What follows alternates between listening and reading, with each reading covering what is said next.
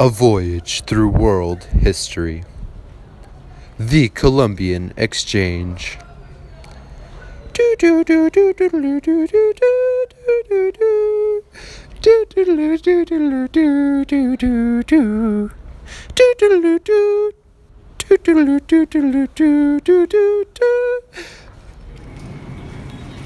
My name is Don Showalter, here on A Voyage Through World History.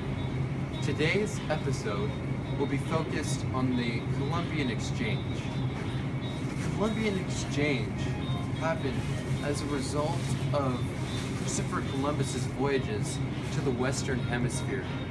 And through his voyages to the Western Hemisphere, there was a connection formed between Western Hemisphere lands and the already existing European culture.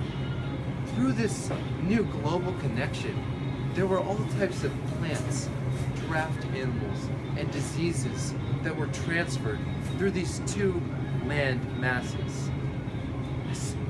On just a casual stroll through the supermarket, you can see tomatoes here.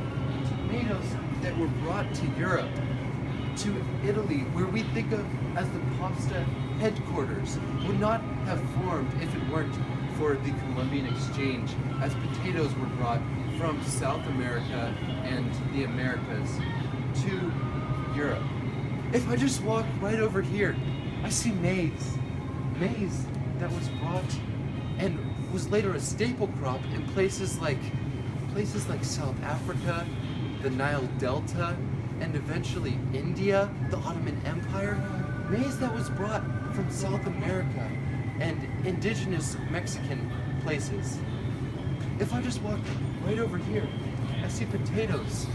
Potatoes that are such an important crop to places like Ireland in Europe, where potatoes were the main source of calories.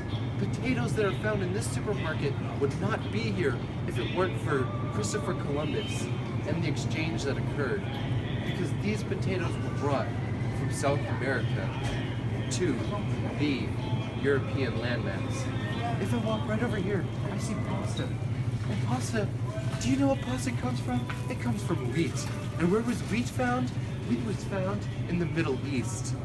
And the Middle East would not have been connected with the American landmass if it weren't for these voyages to the Western Hemisphere. If I walk right back here to the milk section, do you know where milk came from? Milk comes from cows. And these creatures were exchanged through this Columbian Exchange. Would they be in both land masses if it weren't for this exchange? No, it would not. It would not. This milk would not be here if it weren't for the Columbian Exchange. These eggs could not have been transferred without the Columbian Exchange. I just hope you understand now the importance of this global connection that resulted in such a wonderful global trade connection.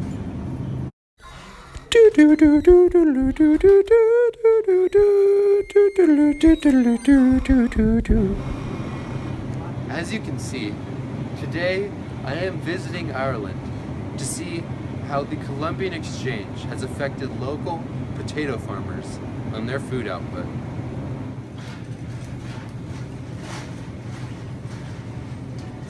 Excuse me. Hello. Hello. Top of the morning to you. My name is Don Showalter.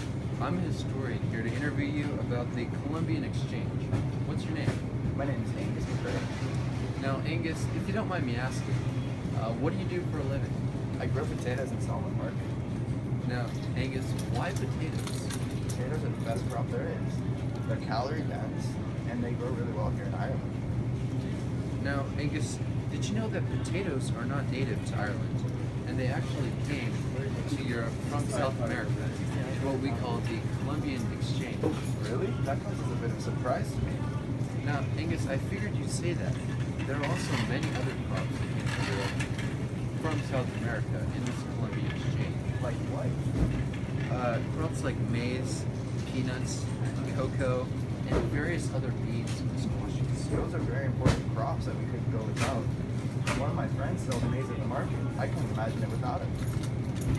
Yes, actually, in fact, just like how a potato became a staple crop here in Ireland, maize became a staple crop in places such as the Nile Delta, the Ottoman Empire, South Africa, and eventually India. Really? That's crazy. Yeah, I'm glad I could help you gain some knowledge about this wonderful exchange that happened in 1492. I've got to get back to the potatoes now.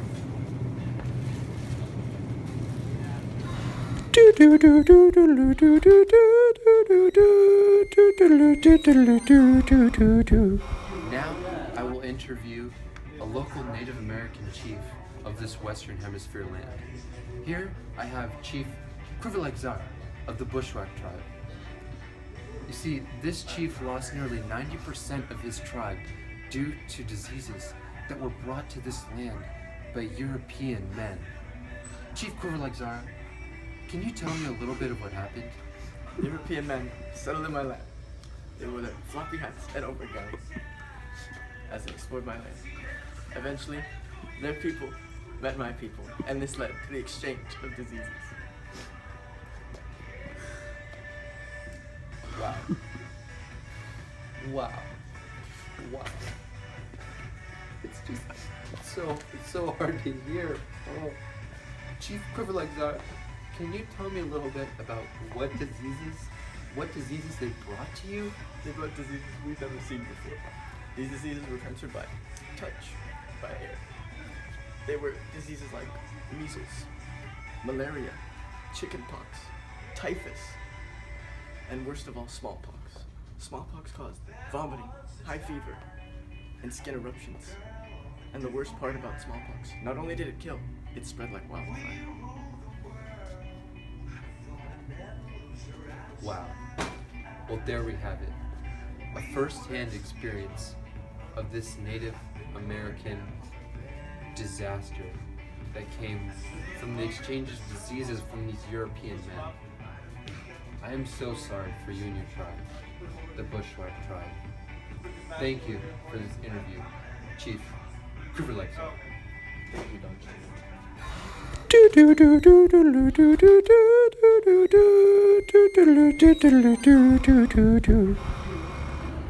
I am now here with an African slave and a slave owner.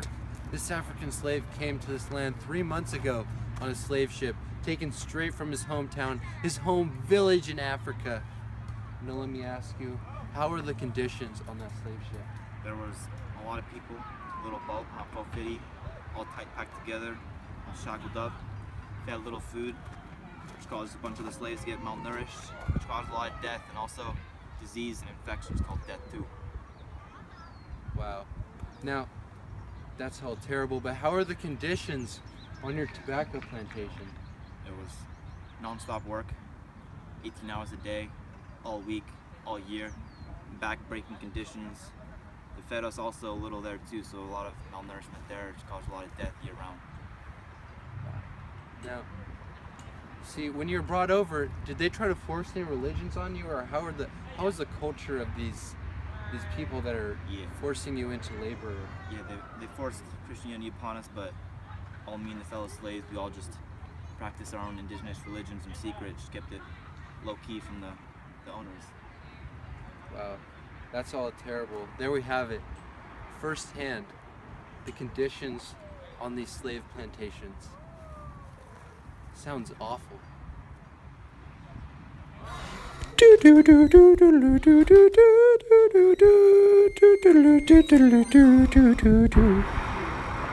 Another important factor in the globalization between the new Western Hemisphere land and already existing European land was the transfer of draft animals such as cattle between the European land and New North American land. You see, these cattle brought all types of new food and milk options to the diet of North Americans. Along with cattle were honeybees that were transferred from European to North American land, and turkeys brought from North America to Europe. As you can see, these new animals brought all kinds of new lifestyles to the new land.